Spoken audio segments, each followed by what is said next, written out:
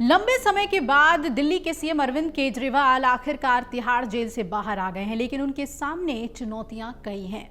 बात कर लें हरियाणा चुनाव की, तो उससे जुड़ी हुई भी अरविंद केजरीवाल के सामने कई चुनौतियां हैं।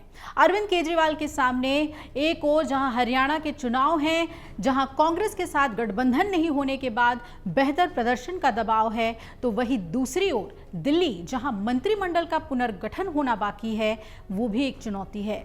समाज कल्याण मंत्री राजकुमार आनंद के इस्तीफे के बाद 7 सदस्यीय दिल्ली मंत्रिमंडल में एक कैबिनेट पद खाली है। वहीं अब दिल्ली के पूर्व डिप्टी सीएम मनीष सिसोदिया भी जेल से बाहर आ गए हैं, तो चुनाव से पहले उन्हें भी मंत्रिमंडल में शामिल कर जनता के बीच एक संदेश देने की कोशिश आम आदमी पार्टी करेगी। अगले साल की शुरुआत में ही दिल्ली में चुनाव होने हैं, तो चुनाव में काफी कम वक्त ही बचा है, तो ऐसे में पार्टी के लेवल पर और सरकार के लेवल पर दोहरी चुनौती है।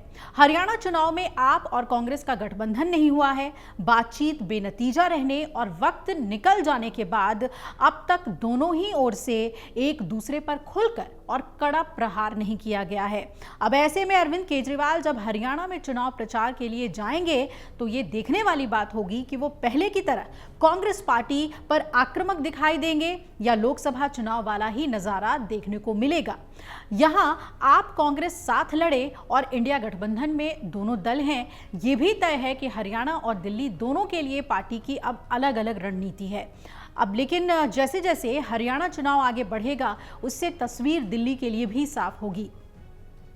कांग्रेस के साथ लव हेट रिश्ते के बीच दिल्ली के लिए अरविंद केजरीवाल के सामने अलग तरीके की चुनौती होगी। आम आदमी पार्टी के कुछ नेताओं का कहना है कि सीएम अधिकारियों के साथ बैठक नहीं कर सकते हैं, उन्हें सचिवालय जाने की अनुमति ना दिया जाना वास्तव में कोई समस्या नहीं है, क्योंकि पहले भी उनके घर पर कई बैठकें हो चुकी है।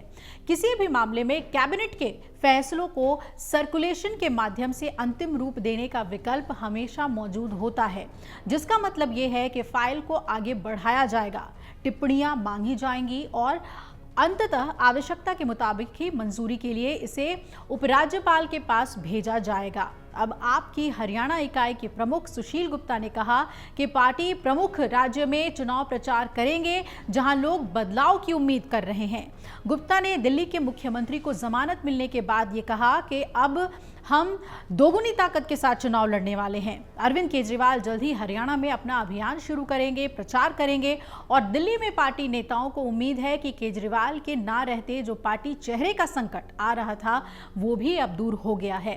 हरियाणा में आप पार्टी अपना जनाधार बढ़ाने की कोशिश कर रही है, अपने दम पर 90 सीटों पर चुनाव लड़ रही है। केजरीवाल को मिली जमानत उसे मनोवैज्ञानिक बढ़त दिला सकती है। केजरीवाल की रिहाई से कांग्रेस भी टेंशन में है, क्योंकि आप कांग्रेस के वोट बैंक में सेंध लगा सकती है।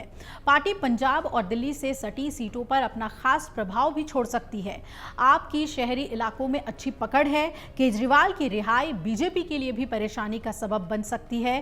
पार्टी ने हरियाणा चुनाव में कुछ ऐसे नेताओं को टिकट दिए हैं जो दूसरी पार्टी से बगावत करके आए हैं, चाहे बीजेपी या कांग्रेस। ऐसे में ये नाराज नेता भले ही चुनाव ना जीत पाए, लेकिन कांग्रेस और बीजेपी का खेल तो जरूर बिगाड़ सकते हैं। वहीं आप पार्टी को हरियाणा में स्थापित होने की मदद भी मिल जाएगी। अगर आप ये वीडियो YouTube पर देख रहे हैं तो हमारे चैनल को सब्सक्राइब करें और बेल आइकन को दबाना ना भूलें। अगर आप Facebook पर ये वीडियो देख रहे हैं तो हमारे पेज को लाइक करें।